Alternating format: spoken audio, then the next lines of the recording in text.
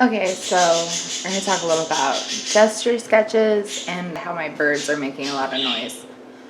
So gesture sketches is exactly that. You're like sketching your gestures out and trying to get a feel for movement and body positioning.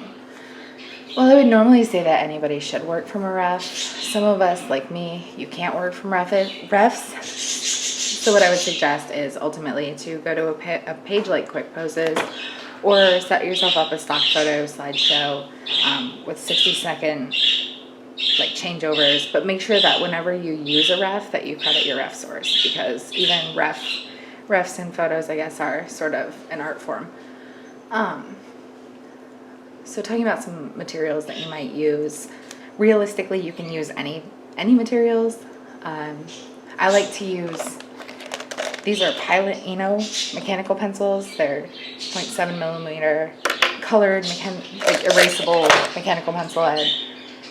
I really love these pencils. They're woodless pencils. They're not too expensive. You can get them in various lead weights and things like that. And you should use some of these blenders because it speeds up the process. As far as paper goes, any paper will work. You could even use like newspaper paper because it's like super cheap, or you could use like printer paper. I usually say, like, if you're gonna sketch though, you get like the cheapest paper you can find because you don't have to worry about the end result. You're just sketching to sketch. So this is Canson marker paper. This is their Pro Layout paper.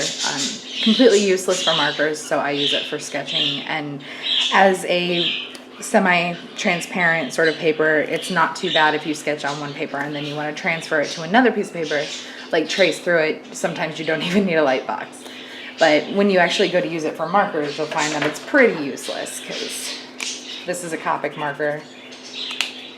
And when you go to blend in other colors,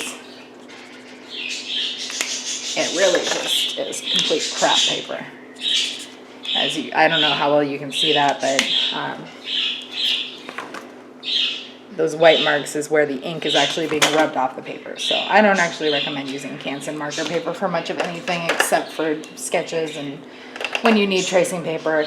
Like, I can't use tracing paper, I shred it. So I'm very heavy-handed. It's good for that. Speaking of tracing paper, that's another thing that you could have on hand if you wanted to transfer your sketches to a line art copy. You just take a piece of tracing paper. Let's see. Like, I have these pose sketches here. I could pretty much just take this here tracing paper, stick it right in there. Maybe. And obviously you can see right through it. This is the Canson brand tracing paper. It's pretty sturdy. I can use multi-liner, Copic multi-liner pens on it without it going actually through the paper. So it's not a bad paper to use. However, I already had this paper on hand, so we're gonna go with this. When you do go to get your paper, just get whatever, go to the dollar store, get whatever sketchbook you can find, or get a ream of printer paper so that you're not wasting a bunch. Another good paper to use obviously is drawing paper or regular sketch paper. The texture makes it easy to blend out the pencil and it holds on to pencil. Another blender option, obviously, this is a Copic marker blender covered in, make sure that you clearly mark the one that you're using, especially if you're a marker user. But this is covered in graphite as it is. As you can see, it holds on to it. You can actually use that without needing to draw first. So if you wanted to just use it for accents, I mean, obviously you can do that. So, getting rid of this. To actually create a gesture sketch, your idea is to capture the movement. And movement in real life tends to go pretty quickly.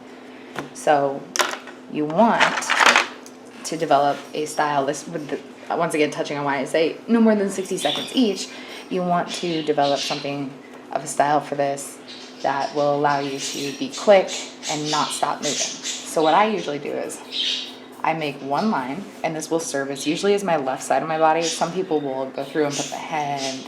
I'm going to draw a female, so I'm going to make the shoulders and the hips oppose each other. And this would actually serve as the spine. And some people will do like an entire line for the length of the body. So it's really up to you what you want to do. I find it's most Mostly for me, it's easier to work with the one side of the body and then to move to the right side.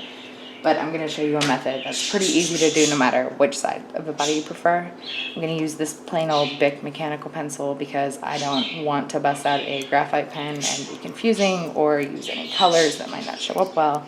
Or actually, you know what? I'll use purple. I'll use my purple Eno pencil. When you're gesture sketching, don't bring an eraser to your gesture sketching area because it's going to defeat the purpose. You're not here to be perfect. You don't need to focus on anatomy so much. I mean, please focus on anatomy, but it's something that you can clean up later. You don't need to focus on really anything except for capturing movement. Now, like I said, I'm one of those people that can't work from a rough, but for argument's sake, let me grab a stopwatch.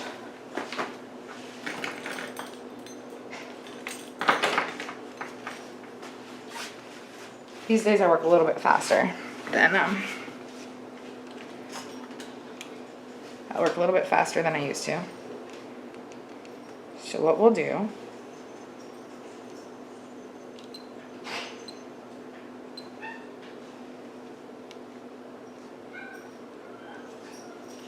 is grab this here stopwatch, and I have no idea what I did to it, so whatever works. And I'll just use the stopwatch to time my drawings. Starting with the head on this one.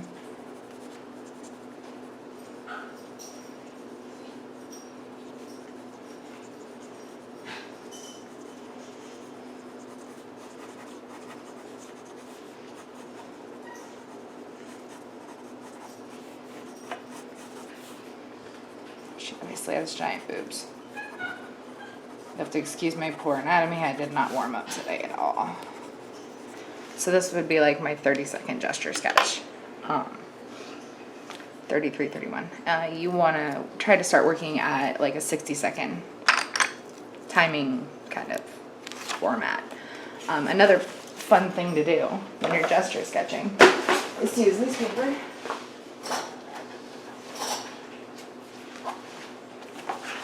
This is a little bit more expensive.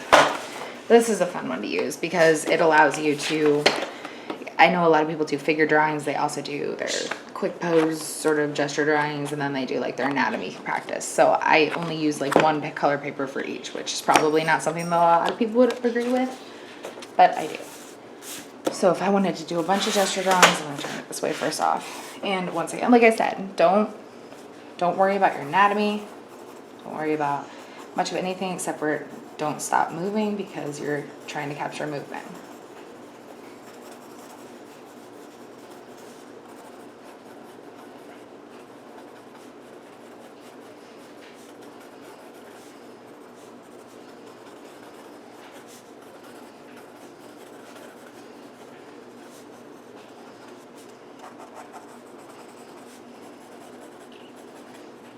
This is a little bit of a bland pose for a gesture sketch.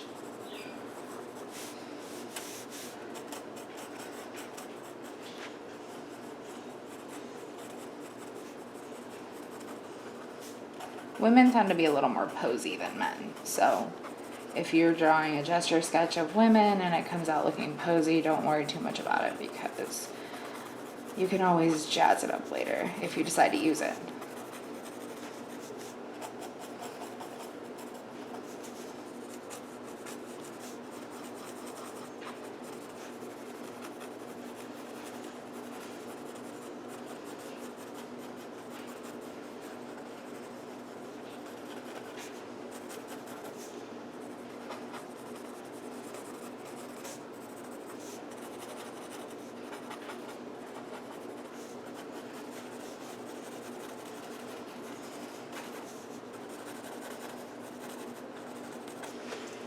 So there's some quick little sketches.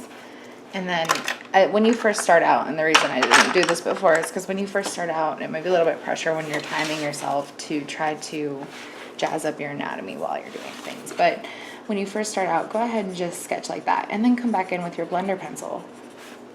And really just like fill in your figures.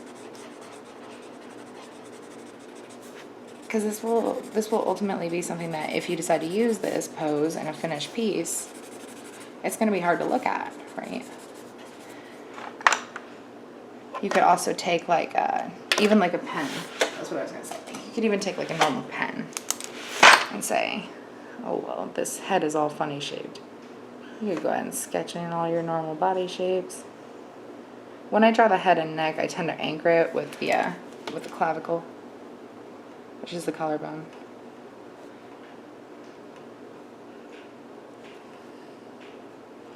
And even though like her torso is completely screwed up, like I'm not sure if she's part horse or something.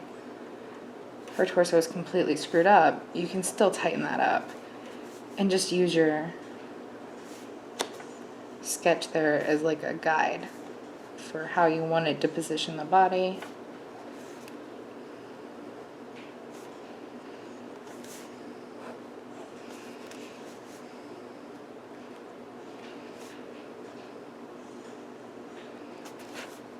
Don't worry about the shapes of the hands and feet. Don't worry about the face. Don't worry about anything. This is just for you to practice. For me, I would say it's a way to practice moving the body and stretching its limits without breaking anything. So I see so many drawings out there that have like a broken spine, and I feel so bad for the subject of the drawing. But so it's just some ways that you can do gesture sketching.